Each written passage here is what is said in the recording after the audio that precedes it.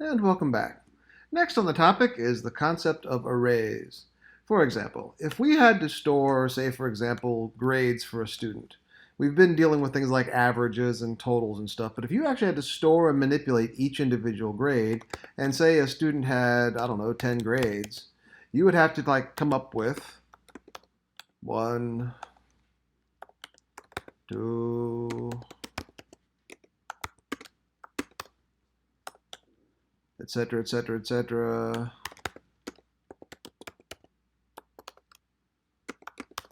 You need to come up with 10 possible variables to put stuff in to be able to manipulate one student's 10 grades. Now, that's not too bad, but what happens if you have 10 students in the class? Well, 10 students in the class means you get 10 grades per student, which now means you need 100 of these things out there. What happens if you run 4 classes, each with 10 students, each with 10 grades? So now you're looking at 400. You can see how this gets insanely large. And what makes it even worse is, let's say you wanted to do a loop, to read data in, pretend like this is a loop that does something.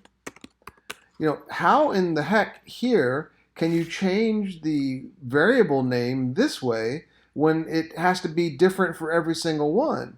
Which means what you end up having to write is basically an assignment value for each one of these grades, all however many you've got. That gets really, really hard. This is almost an impossible thing to do. However, we have this concept of storage in a linear fashion. We call them arrays. So if I declared a thing out here, I have exactly one thing. But if I wanted to make more than one thing, I would pluralize it. That's common things for names. And things would actually have with it a way of saying that this is an array or a grouping of spots in memory. It uses the square brackets and some sort of size right there in the middle of it. So that says, give me 10 integers stored linearly called things. And this right here does not work right anymore because of the way it is, but that's the basic declaration of an array of things. Now, you can see here, if I used Excel a little bit to play with it, there's the same thing we've got. We'll put that 10 in there, although I've only got 5, so I'll put 5 just to show. So I now have 5 things.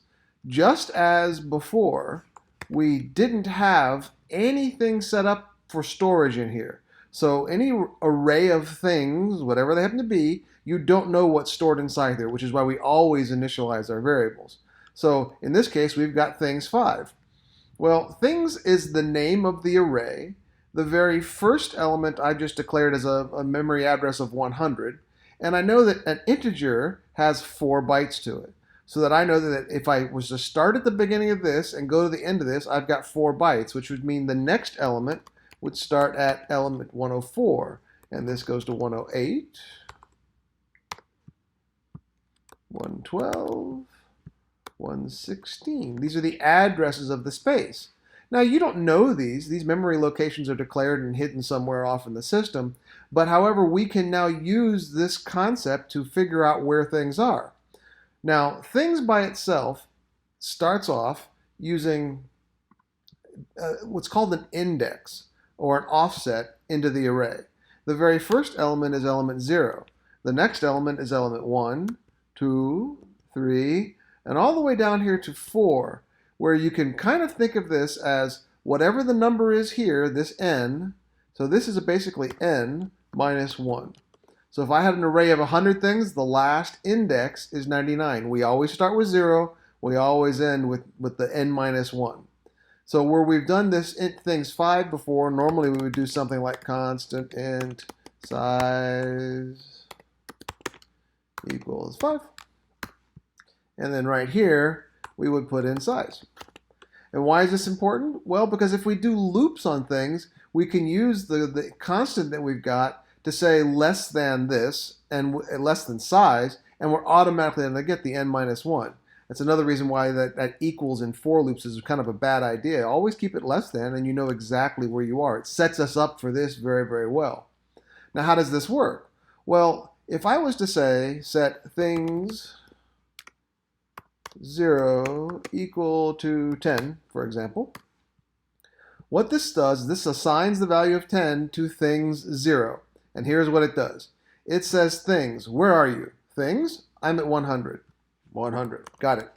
How far down the line do you want me to go? I want you to go the distance of 0.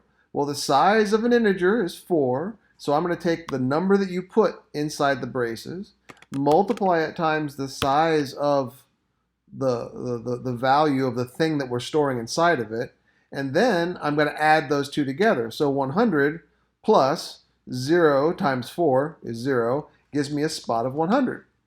If I go to things 2, lowercase things, if I go to things 2, and I set that equal to 20, just for giggles and grins, that's the same thing. I go to 100, I then take the same thing that I've got, 2, I then go to 2, and I multiply it times 4, which now gives me 8. So then I go to 108 as the memory location that I go to. So this is how it works. There's 2, it gets 20. There's 0, it gets 10. And this is how you assign values. This is what's going on behind the scenes with these square brackets. Now, let's go back to code and show. So here's our things. We're going to do the same exact thing. Const int size, and I'll set it equal to 5 just because we used 5 in the other example. And then I'll start here with size. And this will give me an array of size 5. Now, like I said, and just to prove, we can use for loops to make this work very, very nicely for us.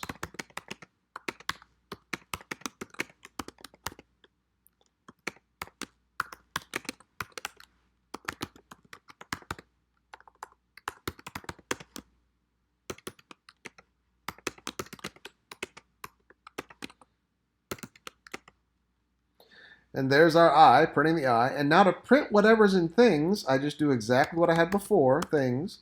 And inside the braces, you think you might have to type in a number or a constant. Nope. I can use any variable as long as it derives to a solid integer number that I can use to access my array. So in this case, I. So this gives me a loop that runs from 0 to size less than, which means size minus 1, on an I value, allow me to access every single thing sitting inside my array. And if we run this, oh, look at that. I have 0, 0, 0, and then a negative big, really big number. This is kind of bad. This is showing you that what's going on inside of our array is we don't know what's inside there. So therefore, like every variable ever, we have to initialize it. Initialization of an array looks like this. You can actually come in and give it a brace set. This is a set value set, so it's mathematics, and give it numbers just like that to store 5 different values right inside there. So if I run this, 1, 2, 3, 4, 5. So you can see index 0 got 1, index 1 got 2, all the way down to index 4, the 5th element, got 5. So it maps it very, very cleanly. This is the nice thing about arrays. You can give them sized lists. As a matter of fact, you don't even have to give it a size. You can just give it the list, and boom, it works. It builds an array of this size. This is the nice thing about arrays. So positive, we can do that. Now, here's the question though. How do I initialize this whole thing to zeros because I want to go use it to actually get and put stuff in it? Well, there's a little thing that allows us to do that. I can give it an initial value of 0 for one element. The side effect of doing any initialization to any part of the array, which you always start from element 0 and work your way over, is by giving it an element of 0, all the rest of the elements are also initialized to 0. Watch. Ta-da! So this is the shorthand way of initializing an array to 0.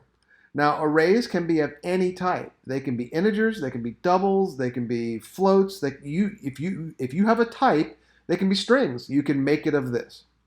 And there is a method for finding the size of something. There's a size of value, but we really don't worry about it because we're just going to pre-declare our arrays to a fixed size.